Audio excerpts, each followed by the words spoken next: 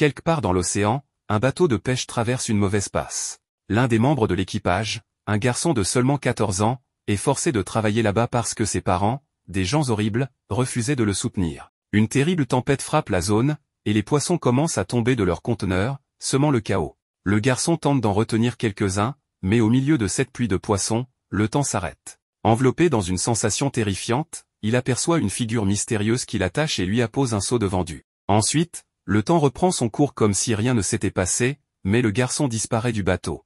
Peu après, il se retrouve flottant dans un monde sombre et effrayant, se demandant où il se trouve. L'être inconnu lui répond qu'il est dans le monde inférieur, où résident les démons. La créature démoniaque se présente sous le nom de Sullivan et lui révèle que ses propres parents ont vendu son âme. Effrayé, le garçon se débat en pensant aux atrocités qu'il pourrait subir. Mais en arrivant au château de Sullivan, il réalise que la situation est bien différente de ce qu'il imaginait. Il est placé sur un trône, et Sullivan lui propose un souhait inattendu, devenir son petit-fils.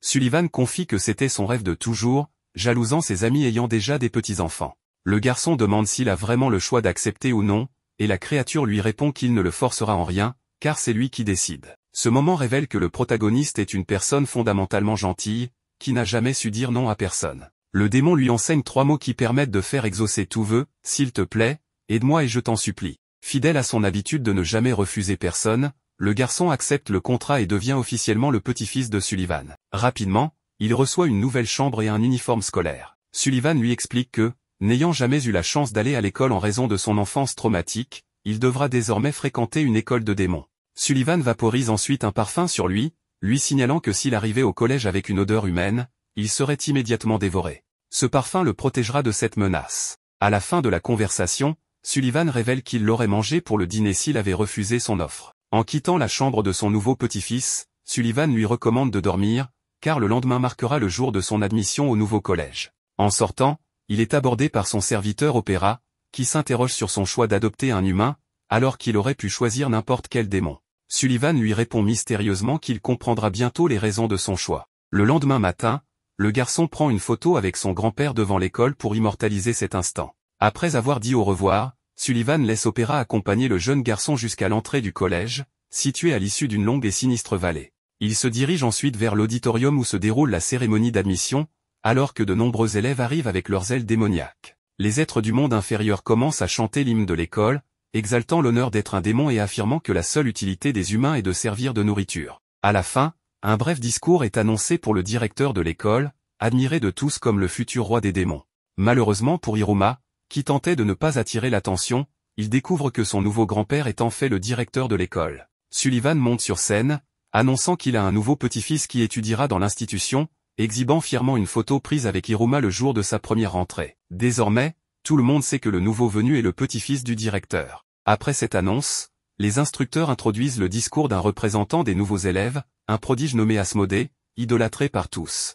Hiruma se réjouit car l'attention se tourne enfin vers quelqu'un d'autre. Mais au moment où Asmodée s'approche de la scène, les instructeurs annoncent une erreur, ce n'est plus lui qui fera le discours, mais le petit-fils du directeur. Choqué, Hiruma se retrouve sur scène et découvre une lettre de Sullivan lui indiquant de lire exactement les mots inscrits. Ne comprenant pas, car ils sont en langue démoniaque, il prononce le discours, stupéfiant tout le monde avec des mots effrayants. À la fin, il est applaudi, un instructeur qualifiant le discours de dangereux et impressionnant. En demandant ce qu'il avait lu, Hiruma apprend qu'il s'agissait d'un puissant sortilège qui, mal récité, aurait pu faire exploser son corps. Il est déçu d'apprendre que le sort ne sert qu'à éviter de trébucher toute la journée. Alors qu'il descend de la scène, Hiruma est défié en duel par Asmodée, furieux d'avoir été éclipsé. Devant toute l'école, Asmodée lance de puissantes boules de feu qu'Hiruma esquive pendant 20 minutes. On comprend alors que cette incroyable capacité d'évitement provient de ses expériences passées, ayant survécu à ses parents cruels, il est devenu un maître pour esquiver tout ce qui est douloureux ou dangereux. Ses capacités de combat peuvent être faibles, mais sa défense est infaillible, ce qui impressionne tout le monde. Asmodée, frustré, décide alors d'utiliser ses arts martiaux, conjurant une épée de feu pour attaquer Hiruma. Mais Hiruma retourne l'attaque en utilisant la force d'Asmodée contre lui, provoquant une explosion et remportant le duel avec une prise spectaculaire, le German suplex. Tous les spectateurs sont impressionnés par sa performance. Plus tard, dans le bureau du directeur, Hiruma est terrifié par les événements de la journée, tandis que Sullivan est très fier de lui. Asmodée entre, s'incline devant Hiruma et lui jure fidélité. Il lui explique que, selon les règles, le perdant d'un duel devient le serviteur du gagnant, et il est maintenant prêt à aider Hiruma à gagner la loyauté de tous les élèves de l'école. Le matin suivant, il se réveille, effrayé par un terrible rêve où il est vendu, enfant, par ses parents au roi des démons. Mais en ouvrant les yeux, il réalise que sa réalité n'est pas si éloignée de ses cauchemars. Son grand-père lui rappelle que c'est son premier jour de cours, la veille n'était que la cérémonie d'admission. À partir de ce jour, il devra suivre des cours. Un peu angoissé, il pense à expliquer à Sullivan qu'il ne veut pas aller à l'école, mais il n'ose finalement pas exprimer son opinion. Il prend son petit déjeuner et remarque que la nourriture est bien meilleure que celle du monde des humains. Ensuite, le démon montre à son petit-fils des fournitures scolaires incroyables qu'il a achetées, y compris un réveil infernal pour le réveiller tous les matins. En sortant de la maison pour se rendre à l'école, le garçon aperçoit une nuée d'élèves volant vers l'établissement. Hiruma tente de ne pas attirer l'attention, mais en arrivant, il croise Asmodée, qui, heureux de le voir, lui dit qu'il a attendu 6 heures pour son arrivée à l'école. Les deux prennent ensemble le chemin de leur salle de classe. Le protagoniste découvre qu'il fait partie du même groupe que son nouveau serviteur, Asmodée. Ce dernier explique que l'école divise les 163 élèves en plusieurs groupes et qu'ils auront un rituel d'invocation de familiers, une ancienne tradition où les étudiants invoquent une bête magique pour la soumettre à leur volonté. Le rang de l'élève sera déterminé par le monstre qu'il réussira à invoquer. Dans la salle des familiers, le professeur Naberius Kalego, qui est aussi conseiller scolaire, les évalue. Il a une présence intimidante et ressent de l'aversion pour Hiruma depuis le discours de la cérémonie, espérant que le garçon échoue au rituel. Il montre aux élèves un panneau expliquant les étapes de l'invocation, dessiner un cercle de sang, placer la feuille dans le cercle magique, et brûler la feuille pour que la fumée prenne forme et fasse apparaître le familier. Frustré par cette explication détaillée, le professeur détruit le panneau et ordonne aux élèves de faire la queue pour commencer le rituel. La majorité des élèves échouent, ne parvenant qu'à invoquer de petites créatures. Puis vient le tour d'Asmodée, qui dessine un cercle de sang et réussit à invoquer une immense et majestueuse serpent blanc avec des ailes démoniaques et une queue enflammée. Tout le monde est émerveillé, et le conseiller reconnaît l'animal comme un cobra gorgon, impressionné par l'extraordinaire lignée d'Asmodée. Ensuite, c'est au tour d'Hiruma, qui redoute l'échec, pensant qu'étant humain, il ne parviendra pas à invoquer un familier et sera ainsi expulsé de l'école pour retourner dans le monde humain. Mais en réalisant les étapes du rituel, il libère accidentellement un pouvoir immense. Quand la fumée se dissipe, tout le monde est choqué de voir que le novice a invoqué. Le professeur Kalego lui-même. Kalego, seulement partiellement invoqué, demande à Hiruma de l'aider à entrer entièrement dans le cercle, sans quoi son corps serait coupé en deux. Le protagoniste obéit, transformant ainsi Kalego en son propre familier, un petit oiseau démon incapable de voler correctement. Hiruma gagne l'admiration des élèves pour cet exploit inattendu. Kalego, furieux dans sa forme démoniaque, essaie d'attaquer le garçon, mais une barrière magique rouge l'en empêche, car les familiers doivent obéir à leur maître. Après cet événement tumultueux, Hiruma et son professeur se rendent dans le bureau du directeur, qui explique qu'un pacte d'invocation ne peut être annulé et que Kalego sera lié au garçon pendant 1 an. Kalego, résigné, retourne à sa routine scolaire. Hiruma, quant à lui, commence à attirer l'attention dans les couloirs de l'école, devenant rapidement une célébrité pour ne pas avoir de rang défini et pour avoir fait de son professeur son serviteur. Alors qu'il se promène dans le couloir, il croise une jeune fille démon qui sort de sa classe, renversant une pile de caisses. Elle se présente comme Clara, une fille excentrique et extravertie. Asmodée explique à Hiruma qu'elle est connue pour son comportement étrange et qu'elle n'a donc aucun ami. Un professeur qui passait par là remarque l'agitation des élèves autour des trois et les envoie dans la cour de l'école. Une fois arrivés, il voit Clara, la fille étrange, leur proposer de jouer avec ses nombreux jouets macabres et de participer à des jeux légèrement troublants. Elle demande ensuite à Hiruma d'imiter certaines choses, avec un s'il te plaît, elle réussit à le convaincre de faire tout ce qu'elle lui demande, comme imiter un arbre, un vent violent, et un chien démoniaque. Ainsi, les trois passent une bonne partie de la journée à jouer et courir autour de l'école. Après 2 heures sans s'arrêter, Asmodée et son ami s'effondrent sans souffle sur l'herbe. Voyant cela, Clara sort une bouteille d'eau et une collation de sa poche pour ses nouveaux amis. Lorsqu'on lui demande comment elle fait, elle explique que c'est un pouvoir spécial de sa famille, elle peut sortir n'importe quel objet qu'elle a déjà vu au moins une fois de ses poches.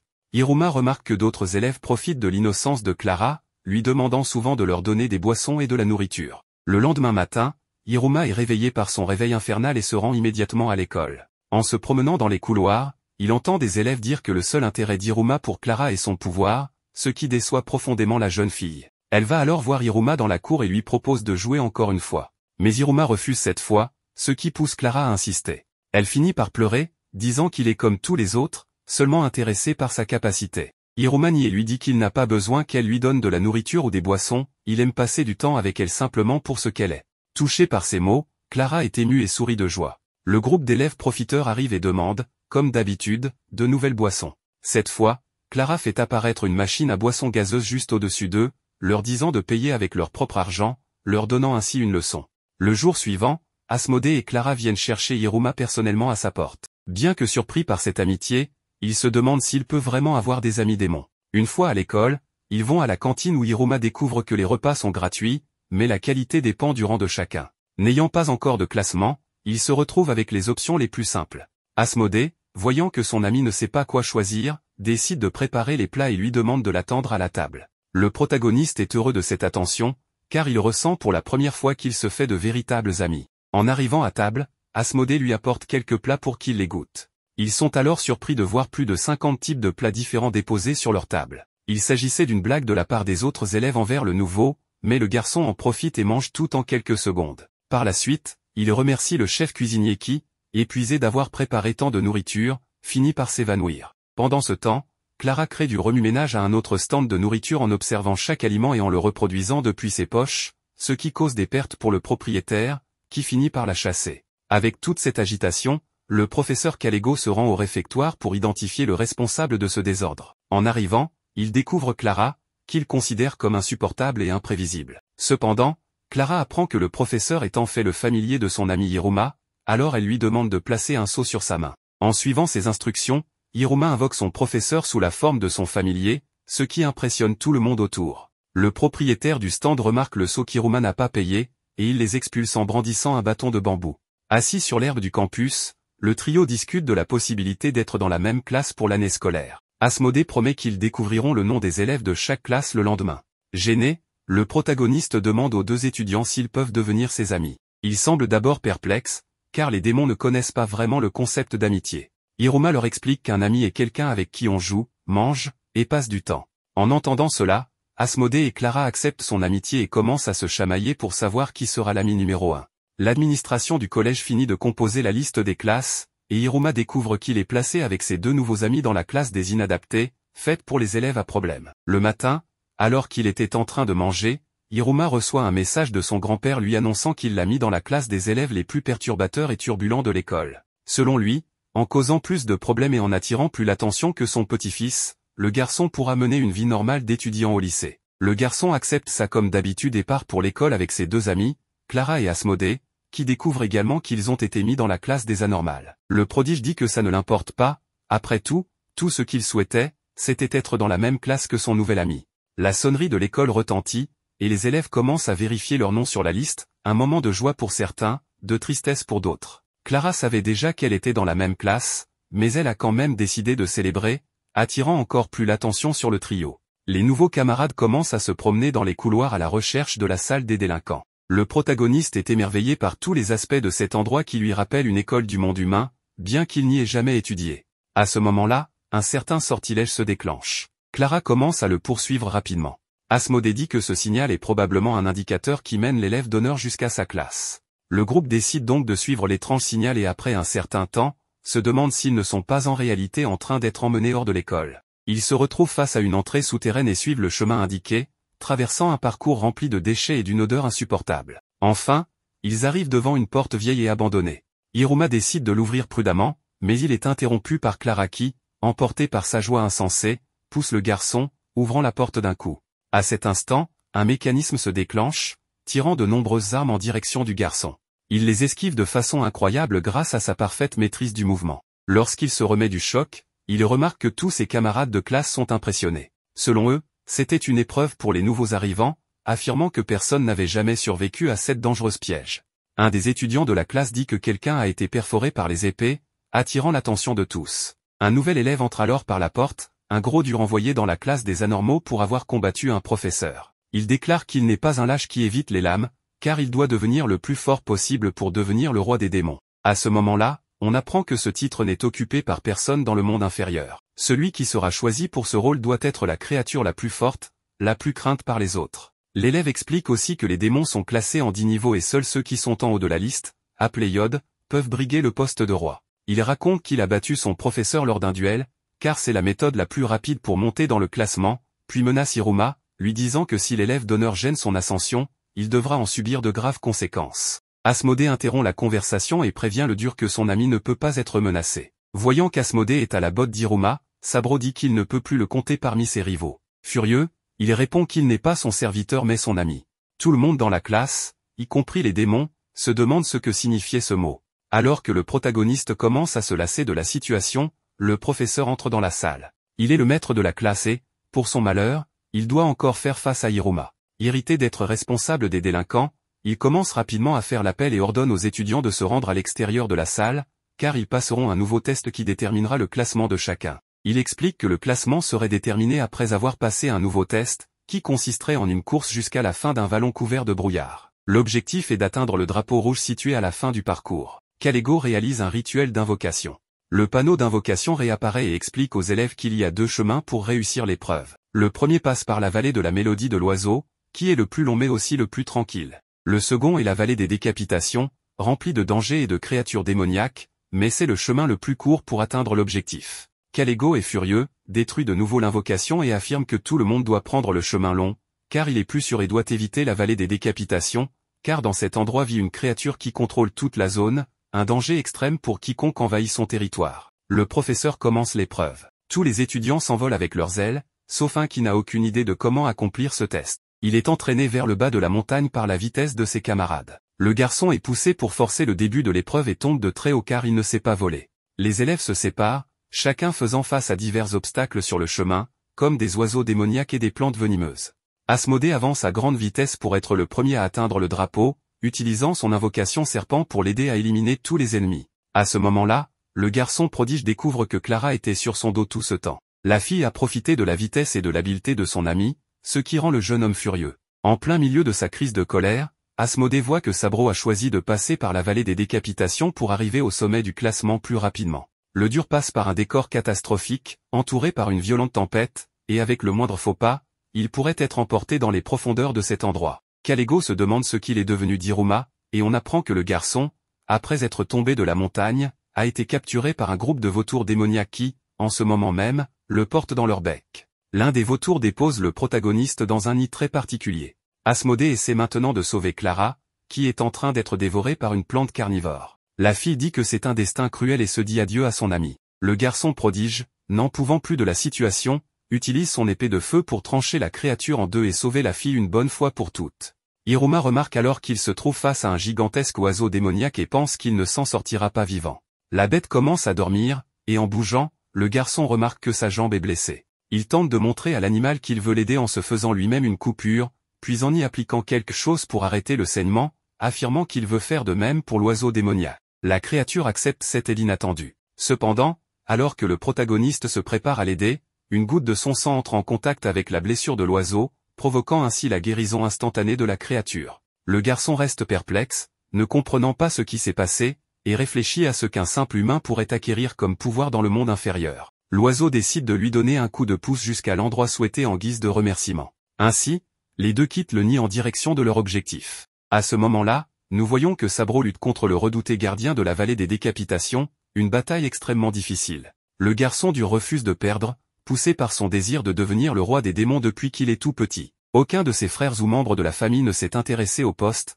c'est pourquoi il compte obtenir ce titre pour honorer sa famille. Il utilise donc une capacité spéciale développée exclusivement par son propre clan, appelée création d'armes, qui lui permet de créer des armes à partir du même matériau qu'il mord. Le garçon place un morceau de bronze entre ses dents et fait apparaître dans ses mains une énorme hache. Il attaque le monstre avec plusieurs frappes, mais son adversaire parvient à esquiver facilement, entrant dans un état de colère. Sabro mord une petite plaque d'argent qu'il porte en collier et invoque une épée puissante faite du même métal. Il fonce sur la créature, qui parvient à parer ses puissantes attaques en utilisant seulement ses griffes. En voyant que la bataille penchait complètement en sa faveur, le garçon se préparait à recevoir le coup fatal. Cependant, Hiruma se place devant lui demandant d'arrêter le combat. Ne comprenant pas ce qui se passe, son camarade de classe l'éloigne, lui demandant de ne pas interférer dans son affrontement. Le protagoniste, qui avait avec lui l'oiseau géant qui lui donnait une chevauchée, se rend compte qu'il s'agissait du fils de la créature qui hante la vallée des décapitations. Heureux de se retrouver ensemble et avec la blessure du seul successeur guéri,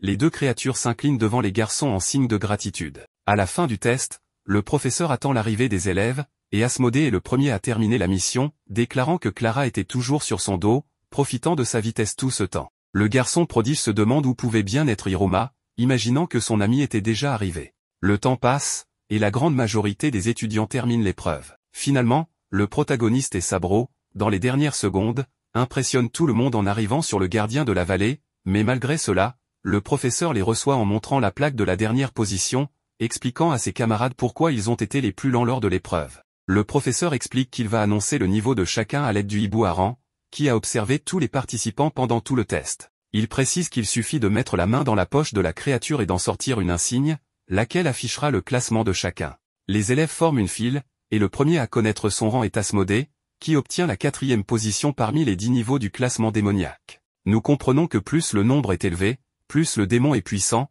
et évidemment, le garçon prodige surprend tout le monde avec son rang. Les étudiants reçoivent leurs résultats, et la plupart se retrouvent dans les dernières positions, avec les classements 1 ou 2, à l'exception de Clara, qui, étant la deuxième à avoir terminé l'épreuve, se classe en 3e position, ce qui agace son amie, sachant qu'elle a réalisé tout le parcours sur son dos. Hiruma est appelé pour connaître son classement et met la main dans la poche du hibou, mais il est effrayé et s'envole rapidement très loin du lieu. Le garçon est confus, n'ayant pas pu savoir à quelle position il était, mais ses camarades sont stupéfaits en voyant qu'il tenait un anneau en or. En voyant cela, Sabro se souvient de son enfance, où son père lui racontait la prophétie du roi démon, un être puissant d'un autre monde, qui porterait un anneau en or à la main droite. Une créature obscure sort de l'anneau, effrayant Hiruma. À ce moment-là, cette entité inconnue pousse un cri extrêmement puissant, mettant tous les démons proches dans un état de coma, à l'exception du protagoniste, qui ne souffre pas du tout de cette attaque sonore. Clara a alors l'idée brillante de chanter une berceuse à l'ombre démoniaque, et contre toute attente, cela fonctionne,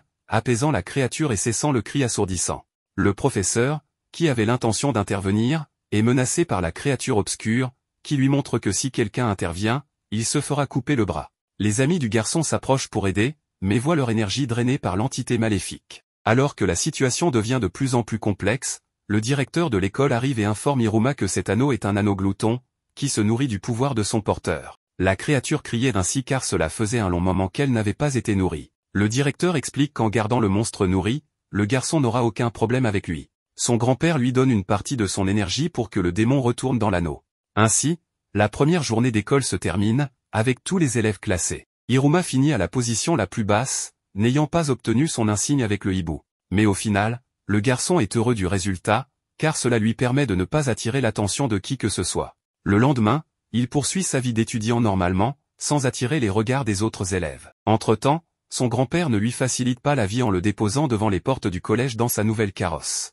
En suivant les ordres de son maître, Opéra déroule un tapis rouge et annonce l'arrivée du futur directeur. Le garçon se sent gêné par toute cette mise en scène et, immédiatement, baisse la tête pour se diriger vers sa nouvelle classe. Ce jour-là, après avoir fait l'appel, le professeur Kalego informe les élèves qu'ils auront de nouvelles leçons avec d'autres tuteurs et qu'ils doivent éviter de faire des idioties pour le reste de la journée. Ainsi, Hiruma et ses amis passent la journée entière à apprendre sur divers domaines de l'éducation démoniaque. À ce moment-là, la classe se trouve dans la Tour des Fleurs, un lieu où ils vont apprendre la démonologie avec la professeure Stola. Cette nouvelle tutrice explique que l'activité du jour consiste à faire fleurir une plante en utilisant la magie pour accélérer le processus.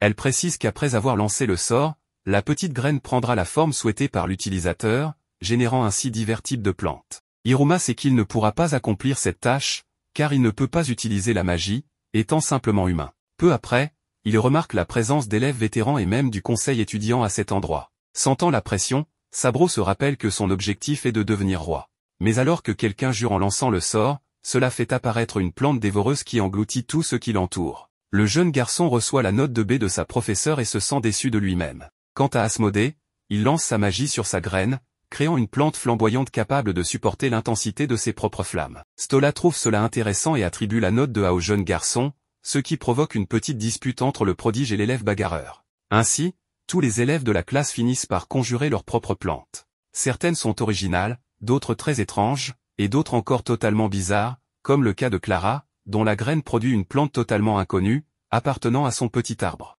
Hiruma, voyant que tous ses camarades réussissent à invoquer quelque chose, tente à son tour de lancer le sort sur sa graine. En récitant les mots magiques, une lumière émerge de son anneau. La magie opère alors, émettant une lueur bleue qui illumine toute la tour des plantes. Son grand-père ne s'en inquiète pas. En fait, l'anneau de gloutonnerie qu'il lui avait offert le matin même a été imprégné de son propre pouvoir. Cela permet à quiconque portant l'anneau d'utiliser des sorts. À cet instant, un gigantesque cerisier japonais prend racine et s'étend à travers une grande partie de l'institution. Quelques secondes plus tard, un élève se précipite dans le bureau de la présidente du conseil étudiant pour l'informer de cet événement. Elle réfléchit alors, se rappelant que cet arbre ne pousse que dans le monde des humains. Dans ses mains, elle tient un carnet contenant des notes sur la possibilité que certains élèves soient réellement humains. Plus tard dans la journée, on découvre qu'il existe un groupe d'élèves froids et calculateurs qui parcourt l'école, traquant les élèves turbulents et désajustés pour leur donner une leçon. Ce groupe d'élite est connu sous le nom de Conseil étudiant, dirigé par sa présidente, qui est aussi leur leader. Cependant, elle continue de douter de l'existence des humains, car seuls les démons de rang élevé ont accès à cette information. Elle entre dans une salle secrète, ouvrant un passage dissimulé menant à des manuscrits anciens de sa famille qui confirment l'existence des humains. En ouvrant un livre, elle découvre une histoire romantique entre deux étudiants. Ce n'était pas un simple manga. Elle est fascinée par cette histoire, mais en même temps confuse, car elle ne comprend pas tout ce qui est écrit. Sentant la présence de quelqu'un qui s'approche, elle range rapidement le livre et quitte les lieux sans se faire remarquer. Dans les environs de l'école, Hiruma propose son aide pour nettoyer les nombreuses pétales tombés de l'arbre qu'il a invoqué. Les travailleurs lui demandent alors d'emmener tous les nombreux sacs de déchets à l'extérieur. Fidèle à sa nature de ne jamais refuser une demande, il accepte. Asmodée, son ami, s'approche pour l'aider et, afin de lui épargner du travail, il brûle tous les déchets sur place. Mais en déplaçant les sacs, Clara trébuche sur une pierre, renversant les résidus sur ses camarades. Le protagoniste, réalisant qu'il se fait tard, suggère qu'il devrait rentrer. Toutefois, il décide de rester pour nettoyer tout le désordre. Plus tard, alors qu'il parcourt les couloirs de l'école, Hiruma croise la présidente du conseil étudiant. La jeune fille, embarrassée, se rend compte que cette même scène est identique à une situation décrite dans le manga qu'elle a lu. Elle imagine rapidement que le garçon est en train d'essayer de la séduire pour qu'elle tombe amoureuse de lui. Avec cette action d'Hiruma, elle conclut qu'il ne fait aucun doute que le garçon est un humain. Hiruma se retrouve dans une situation compliquée sous le regard perçant de Amélie, la présidente du conseil étudiant. Le garçon, confus et maladroit, ne sait pas quoi dire, car il n'avait pas l'intention de provoquer cet incident. Fidèle à lui-même, il s'excuse à plusieurs reprises. Amélie, de son côté, reste silencieuse, mais dans sa tête, un torrent d'idées et d'hypothèses se bouscule. Elle commence à douter que le nouvel élève soit un humain, mais elle ne veut pas causer de problème à l'école, surtout que son père est le chef inspecteur de la police des démons. Sachant cela, elle hésite à agir. Pendant ce temps, Hiruma, désespéré de sortir de cette situation, s'incline pour s'excuser. Dans cette confusion, leurs mains se croisent, répétant accidentellement le même mouvement. À ce moment-là, le manga secret qu'Amélie cachait tombe au sol. Elle essaie de le ramasser, mais Hiruma est plus rapide. En ouvrant ce petit livre et en lisant quelques pages, il est submergé par la nostalgie. Il s'agit de Mémoire du premier amour, un manga qu'il avait lui-même contribué à créer lorsqu'il travaillait comme assistant dans une maison d'édition. Hiruma se souvient de l'histoire romantique entre deux lycéens.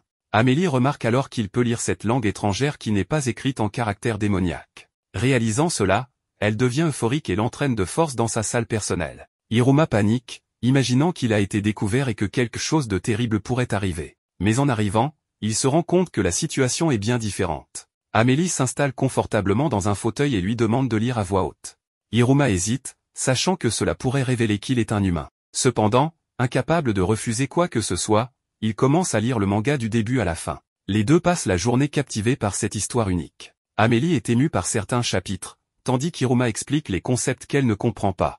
À mesure que le temps passe, Hiruma réalise qu'il fait déjà nuit. En vérifiant son téléphone démoniaque, il remarque que son grand-père lui a envoyé plusieurs messages à cause de son retard. Amélie prend le téléphone d'Hiruma et enregistre son numéro dans ses contacts, pour qu'il puisse la reconnaître et venir immédiatement la voir. Le garçon court ensuite chez lui et réfléchit en chemin au bon moment qu'il a passé avec elle. De son côté, Amélie est désormais convaincue qu'Hiruma est un humain, mais elle veut plus de preuves avant de confirmer sa théorie. Elle décide de lire tous les volumes du manga Mémoire du premier amour pour s'en assurer. De retour dans sa chambre, Hiruma reçoit un message d'Asmodée l'informant que le conseil étudiant le recherche pour discuter de l'incident de l'arbre géant. De plus, la présidente du conseil étudiant veut lui parler, sans qu'il sache encore qu'il s'agit d'Amélie elle-même. Le lendemain, alors qu'il se prépare pour l'école, Hiruma a une brève conversation avec Opéra, son majordome. Celui-ci lui demande s'il souhaite retourner dans le monde humain. Opéra explique que s'il atteint un rang élevé, il pourrait retrouver sa vie d'avant. À ce moment-là, le protagoniste réfléchit à sa vie passée,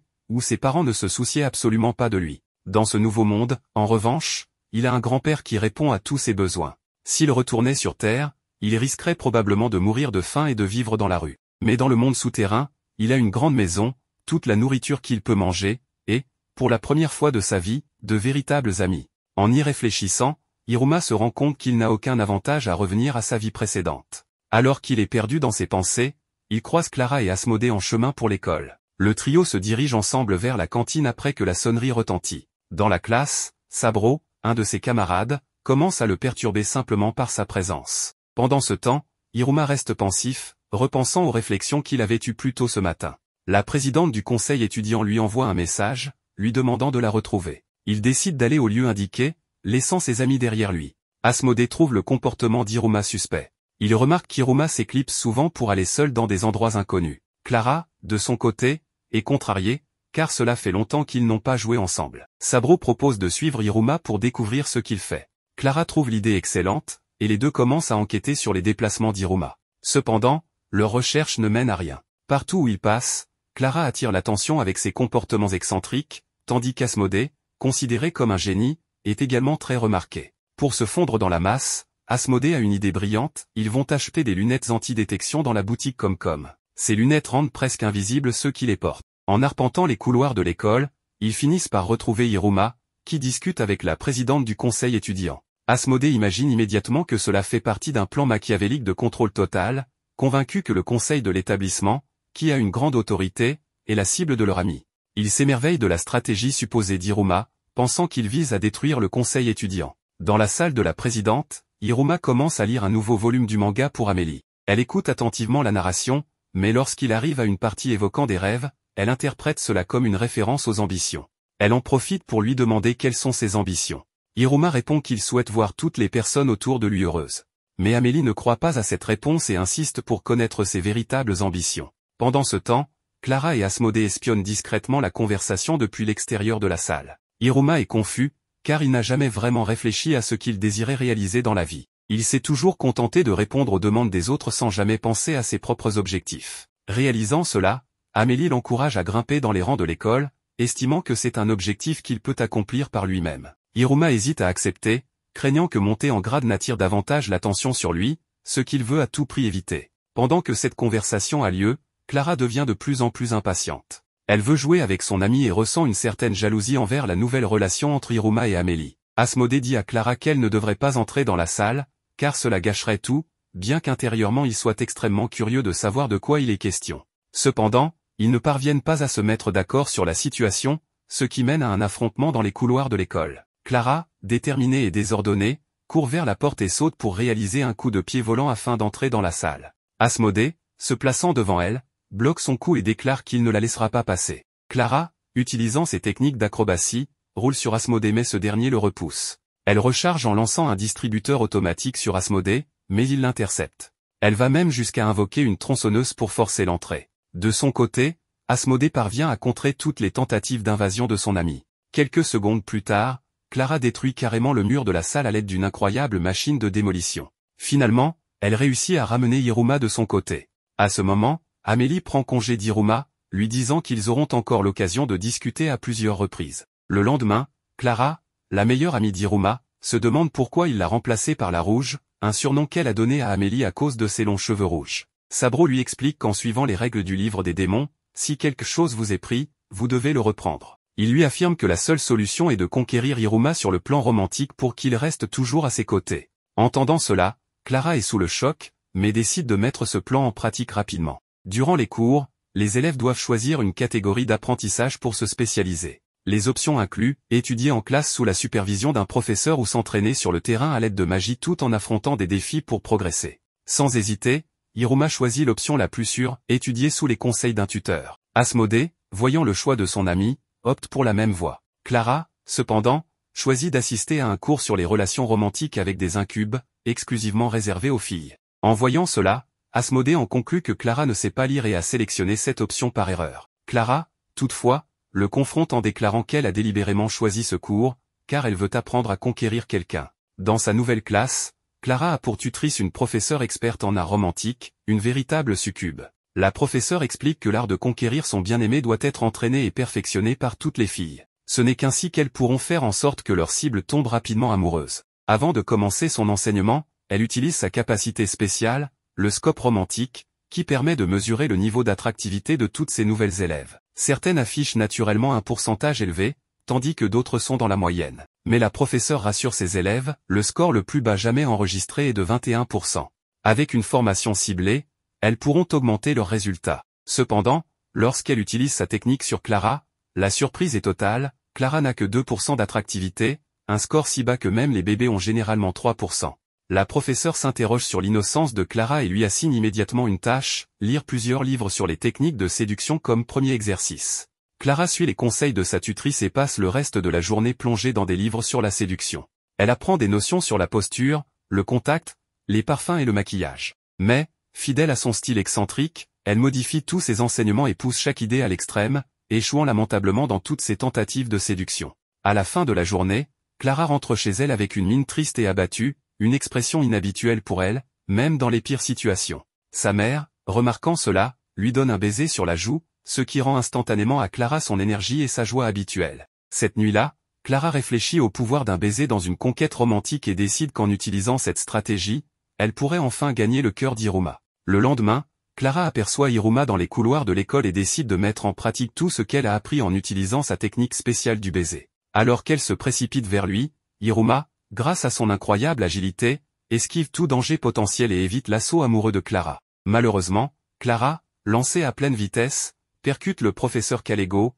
qui se promenait nonchalamment dans le couloir. Touché de plein fouet, Kalego s'énerve et envoie immédiatement Clara dans le bureau de sa nouvelle professeure. Une fois sur place, la professeure observe les actions de Clara et conclut qu'elle est un désastre dans l'art du romantisme. Elle lui confie alors un secret, une arme ultime pour conquérir n'importe qui, et il s'agit d'un parfum aux phéromones. Avec ce parfum, toute personne succomberait à son charme. Cependant, à la grande surprise de sa tutrice, Clara refuse cette solution et quitte la salle. Plus tard, elle se retrouve, pensive, sur le terrain de l'école, réfléchissant à tout ce qui s'est passé. Elle en arrive à la conclusion que si elle ne fait rien, Amélie prendra définitivement son amie. À ce moment-là, Iruma la trouve et lui dit qu'il est dangereux pour une fille de traîner seule dans les environs.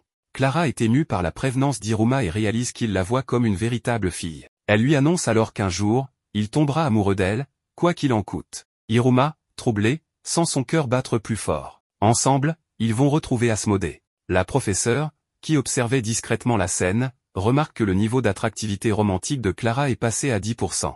Cette nuit-là, Iruma passe son temps à réfléchir aux décisions qu'il devra prendre et au choix de son objectif principal. Le lendemain, alors qu'ils sont au réfectoire, le protagoniste confie à ses amis son objectif actuel, gravir les échelons du classement coûte que coûte. Il demande leur aide pour y parvenir. Asmodée, impressionné par cette détermination, réfléchit aux exploits incroyables déjà accomplis par Iruma dans l'institution. C'est un honneur pour lui de recevoir cette requête, et il affirme qu'il acceptera avec joie de l'aider à progresser. Iruma tempère les attentes en expliquant qu'il veut simplement passer du niveau 1 au niveau 2 pour le moment. Malgré cela, Asmodée proclame à tout le réfectoire qu'un jour, Iruma atteindra le sommet du classement démoniaque. Ce même jour, le trio se rend dans le gymnase souterrain de l'institution. Asmodée explique à Iruma qu'il existe plusieurs façons de monter dans le classement scolaire. La première consiste à obtenir de bonnes notes lors des examens périodiques de promotion, qui se déroulent en classe. Il ajoute que le prochain test aura lieu dans une semaine et sera organisé sous une forme très particulière, un match utilisant le canon d'exécution, une arme conçue pour les combats entre démons. Lors de ces épreuves, les participants manipulent d'étranges créatures. Une fois qu'elles mordent leur cible, elles ne la lâchent qu'après destruction totale. Le dernier survivant est déclaré vainqueur. Cette idée terrifie Iruma, mais Asmodée le rassure en expliquant que, en raison du nombre élevé de décès causés par ces armes, elles ont été remplacées par des balles. Et, au lieu d'un champ de bataille, les matchs auront lieu dans un gymnase, transformant l'épreuve en un jeu de balles aux prisonniers infernales. Asmodée demande alors à Clara d'invoquer des poupées vaudou pour servir de partenaire d'entraînement. Ainsi, le trio d'amis passe un bon moment à s'entraîner en vue du grand test. Iruma commence à se sentir plus confiant, persuadé que ce n'est qu'un simple sport collectif du monde humain. Cependant, cette sérénité s'effondre lorsqu'il reçoit un lancer puissant d'une des balles. Il réalise que ses camarades veulent également s'entraîner, tout comme le reste de la classe présente dans le gymnase. Chacun est motivé à pratiquer pour l'examen qui approche. Mais cette épreuve n'aura rien d'ordinaire, les démons utilisent leur technique magique pour lancer ou bloquer les balles, transformant ce qui semble être un simple jeu en une compétition redoutable. Asmodée conseille à Iruma de trouver un entraîneur expérimenté pour l'aider. Sur ses conseils, Iruma décide de demander l'aide de son grand-père, le directeur de l'école. Pendant ce temps, le professeur Kalego, furieux, se demande où sont passés tous les élèves, puisque personne n'est venu assister à ses cours. Plus tard, Iruma se retrouve à la maison avec son grand-père, prêt à commencer son entraînement. Le directeur comprend l'inquiétude de son petit-fils concernant les techniques magiques que les autres élèves utiliseront pendant l'examen. Cependant, il le rassure en lui disant que tout se passera bien s'il suit attentivement ses instructions. Le directeur donne un conseil crucial à Iruma, prononcer le mot libéré juste avant de lancer la balle. Intrigué, Iruma suit les instructions. À sa grande surprise, au moment où il dit ce mot et effectue son lancer, le pouvoir de l'anneau qu'il porte s'active. Il convoque un puissant dragon entouré d'éclairs, qui se fusionne avec la balle et détruit un énorme rocher sur place. Hiruma est effrayé par la puissance de l'anneau et déclare qu'il ne veut blesser personne pendant le test. Il explique à son grand-père que l'utilisation de cet objet serait beaucoup trop dangereuse. Le directeur lui offre alors un artefact magique à placer sur sa main. Il lui assure que, grâce à cela, il pourra attraper n'importe quelle balle lancée contre lui. Hiruma le remercie chaleureusement, mais son grand-père précise que, s'il veut vraiment s'entraîner sans recourir à la magie, il devra chercher un autre professeur. Et ce dernier a déjà une idée précise de la personne idéale pour ce rôle. Opera arrive alors pour commencer l'entraînement avec Hiruma. Il lui explique qu'il devra apprendre à faire plus que simplement esquiver les balles s'il veut monter en rang. Ainsi, les deux passent toute la journée dans une intense session d'entraînement. Le lendemain, les pratiques continuent. Opera dit à Hiruma de ne plus esquiver les balles car il les arrêtera à chaque fois qu'elles sont sur le point de le toucher au visage. Toutefois, son corps réagit instinctivement en les esquivant. Voyant cela, Opera intensifie les séances d'entraînement en ajoutant des exercices de force et de résistance. Après plusieurs jours, Hiruma est épuisé, allongé dans son lit. Dans le couloir, son grand-père demande à Opera comment se déroule l'entraînement de son petit-fils. Opera répond que, pour l'instant, Hiruma n'a pas réussi à attraper une seule balle. Cependant, il ajoute que le garçon semble s'amuser énormément malgré tout. Lors du dernier jour d'entraînement, Hiruma met en pratique tout ce qu'il a appris.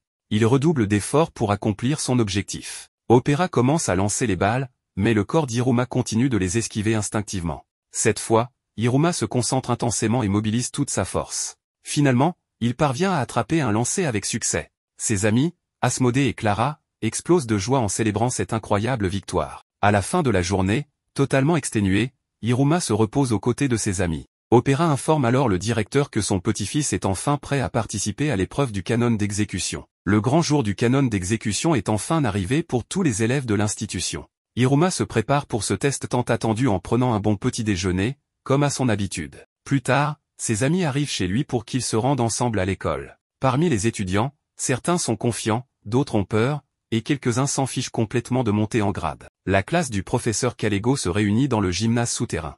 Ce dernier annonce que les règles du test seront rappelées et demande à tout le monde de bien écouter. Avec un simple claquement de doigts, il invoque un écran interactif qui affiche les instructions de l'examen. Voici les règles, les élèves doivent se diviser en deux équipes. Si un joueur est touché par la balle, il doit quitter le terrain, mais il peut continuer à lancer la balle depuis l'extérieur. Même en touchant un adversaire, il ne peut pas revenir sur le terrain.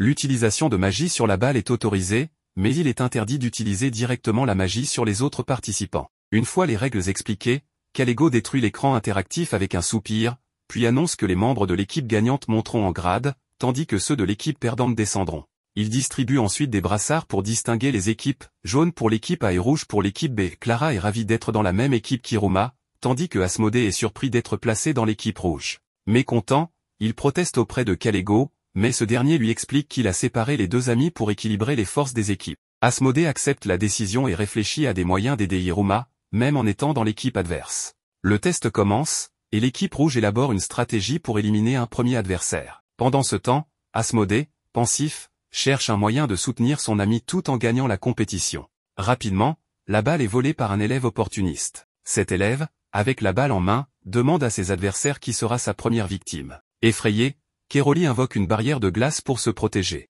Mais le lanceur détruit cette défense d'un seul tir, touchant légèrement la tête de Keroli. Kamui intervient à grande vitesse pour sauver sa coéquipière de l'élimination en attrapant la balle. Cependant, il traverse la ligne ennemie pour offrir la balle à un camarade, ce qui lui vaut d'être éliminé, provoquant la colère de son équipe. Alors que Keroli se prépare à tirer, elle remarque que plusieurs autres balles apparaissent sur le terrain, semant la confusion parmi les participants. Cette magie provient d'un élève qui sort des balles magiques de ses poches, rendant la situation chaotique pour les deux équipes. Agacé par le vacarme provoqué par ses camarades, Picero décide d'agir. Avec un sort puissant, il détruit le sol du gymnase, projetant toutes les balles dans les airs, laissant les joueurs bouche bée face à sa puissance. Hiruma parvient à identifier la véritable balle et, sans hésitation, il l'attrape de toutes ses forces. Cependant, il est éliminé en utilisant une magie interdite sur le terrain, ce qui entraîne une perte supplémentaire pour l'équipe jaune. Malgré cela, Hiruma est heureux d'avoir réussi à saisir la balle. Maintenant qu'il l'a entre les mains, il se prépare à la lancer, mais un problème se pose, il se rend compte qu'il s'est toujours concentré sur la défense et n'a aucune expérience en attaque. Il reste perplexe, incapable de savoir comment effectuer un tir puissant. C'est alors que Sabro lui prend la balle et lui assure qu'il va s'en occuper. Ce dernier vise Asmodée, qui est plongé dans ses réflexions. Avec toute sa force, Sabro lance la balle. Cependant, Asmodée, calme et concentré, l'arrête facilement d'une seule main, malgré sa vitesse supersonique. Irrité d'avoir été pris pour cible, Asmodée, emporté par sa colère, retourne la balle à Sabro avec une telle force qu'il l'élimine immédiatement. Clara, déterminée à venger son coéquipier, tente à son tour de prendre sa revanche, mais Asmodée, fidèle à sa réputation, l'élimine également. Petit à petit, le jeu avance, et de nombreux démons sont exclus du terrain. Finalement, il ne reste plus que 2 joueurs, Asmodée, représentant l'équipe rouge, et Hiruma, le dernier membre de l'équipe jaune. Observant la situation, Asmodée envisage de laisser Hiruma le toucher pour lui offrir la victoire. Mais il repense à tous les efforts qu'Hiruma a fournis lors de ses entraînements et à sa détermination pour devenir plus fort. Avec cela en tête, Asmodée décide de jouer sérieusement et d'utiliser toute sa puissance contre son ami. Après tout, permettre une victoire facile rendrait inutile tous les progrès d'Hiruma. Les 2 amis se préparent à s'affronter dans un duel final. Pendant ce temps, Amélie, accompagnée du conseil étudiant, se rend sur le terrain pour observer ce match épique. Asmodée, entouré d'une aura flamboyante, concentre toute son énergie dans ses mains et projette une balle enflammée à une vitesse fulgurante en direction d'Hiruma. Ce dernier, courageux, surmonte sa peur, court vers la balle et l'attrape avec force. Hiruma utilise ensuite la puissance du lancer d'Asmodée pour renvoyer la balle en contre-attaque. Pris par surprise, Asmodée est touché, et l'équipe jaune remporte la victoire. Tous les élèves célèbrent la fin de ce match intense, félicitant Hiruma et Asmodée pour leur incroyable performance. Le professeur Kalego annonce qu'Hiruma a monté en grade et atteint désormais le niveau 2. Pour la première fois de sa vie, Hiruma ressent une immense joie et un profond sentiment de satisfaction. Avec un grand sourire, il réalise que tous ses efforts en valaient la peine. Amélie s'approche de lui et lui explique que ce qu'il ressent, c'est son ambition qui s'éveille, la fierté d'avoir atteint un objectif personnel. De retour chez lui, Hiruma informe son grand-père qu'il a progressé et le remercie, ainsi que le majordome Opéra, pour leur aide précieuse durant son entraînement. Cette nuit-là, Hiruma s'endort avec un profond sentiment d'accomplissement, heureux d'avoir trouvé sa propre ambition. Le lendemain, le protagoniste continue de lire les nouveaux chapitres du manga pour Amélie. Cependant, leur moment de lecture et de drame est interrompu par le retentissement de la cloche, marquant le début des cours. Amélie lui dit qu'elle le contactera plus tard pour qu'ils se retrouvent à nouveau. Chacun se dirige alors vers sa classe.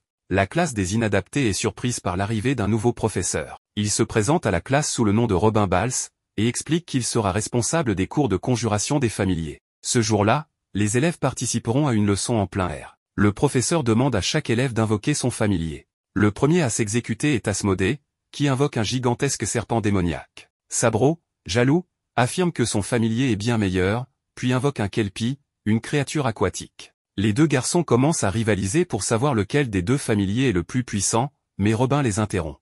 Il invite ensuite Clara à procéder à son invocation. Clara, remplie de joie, invoque rapidement son familier démoniaque, Fofo, une créature rare connue pour son comportement étrange et imprévisible. Robin est impressionné par sa capacité à communiquer avec son familier, même si celui-ci n'émet aucun mot. Ils semblent en parfaite harmonie, comme s'ils étaient faits l'un pour l'autre. Le professeur explique que la leçon du jour est dédiée à renforcer les liens entre les élèves et leurs familiers. Vient ensuite le tour d'Hiruma. Le garçon, visiblement nerveux, explique à Robin qu'il risque de mourir s'il utilise un sort de conjuration. Robin le rassure en lui disant qu'il ne court aucun danger, car cet exercice est uniquement à des fins pédagogiques. Pendant ce temps, le professeur Kalego, dans son bureau, examine des documents. Un assistant lui rapporte une nouvelle plainte d'élèves l'accusant d'être constamment en colère et méchant. Kalego ne prête aucune attention à ces accusations, mais à sa grande surprise, il est soudainement téléporté ailleurs. Hiruma termine sa conjuration, et le familier qu'il invoque n'est autre que Kalego lui-même, sous sa forme monstrueuse. La classe entière admire le courage insensé d'Hiruma. Robin, de son côté, est fasciné par le petit familier de son élève, tandis que les autres étudiants décident de ne pas révéler la véritable identité de la créature invoquée. Furieux d'avoir été invoqué comme familier, Kalego tente de punir Hiruma. Cependant, il est immédiatement frappé par un puissant éclair, car les familiers ne peuvent attaquer ni désobéir à leur maître. Face à cette situation, Kalego menace Hiruma et lui impose des conditions strictes, il devra obtenir d'excellentes notes et réussir brillamment ses tests, sous peine de subir une punition sévère. Robin propose ensuite une activité de coopération entre les élèves et leurs familiers. Il demande à chacun de lancer un disque et de faire revenir leur familier avec l'objet.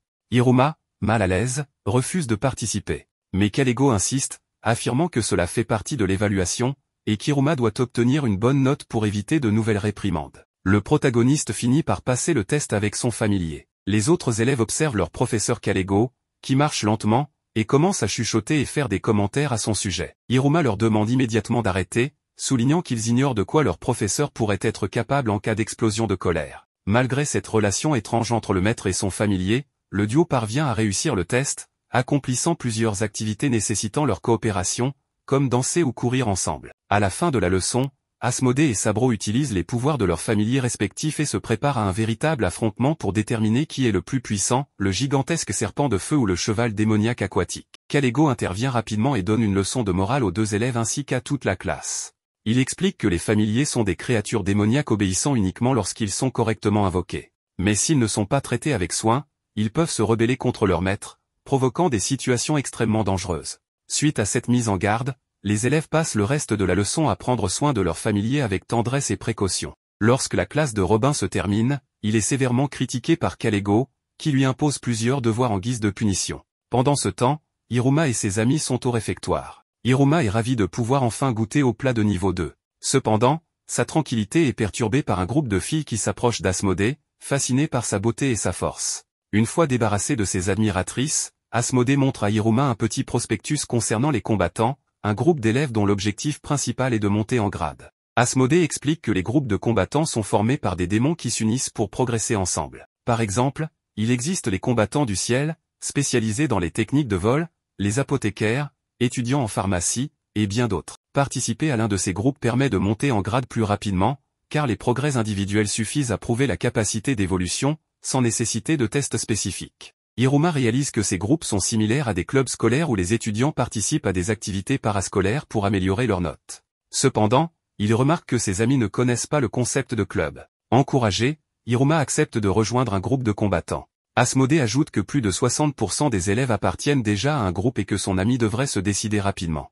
Hiruma demande comment s'effectue le processus d'adhésion. À cet instant, Asmodée soulève Hiruma et le place sur une table, lui demandant d'attendre patiemment, car un groupe viendra bientôt le recruter. Quelques secondes plus tard, la porte du réfectoire s'ouvre violemment, les vétérans de l'école sont à la recherche de nouveaux membres pour leurs équipes. Hiruma reste sous le choc lorsqu'il se retrouve face à plusieurs démons à la recherche de nouveaux alliés. La chasse aux nouveaux étudiants commence, et tous les vétérans cherchent sans relâche des élèves de première année. Une grande foule tente de s'approcher d'Asmodée pour le recruter, mais tous sont repoussés par une incroyable barrière de feu créée par le garçon prodige. Le trio d'amis continue de parcourir les couloirs de l'institution, observant la scène chaotique. Les nouveaux venus sont recrutés de toutes les manières possibles. Les vétérans n'hésitent pas à utiliser des astuces malhonnêtes, des menaces et même des magies pour obtenir de nouveaux membres. Cette agitation se poursuit à grande vitesse, mais elle s'arrête aussitôt que les étudiants se rendent compte que le conseil étudiant est arrivé pour superviser la chasse aux novices. Tous respectent Amélie, la présidente du groupe. Sa présence calme immédiatement tout le monde.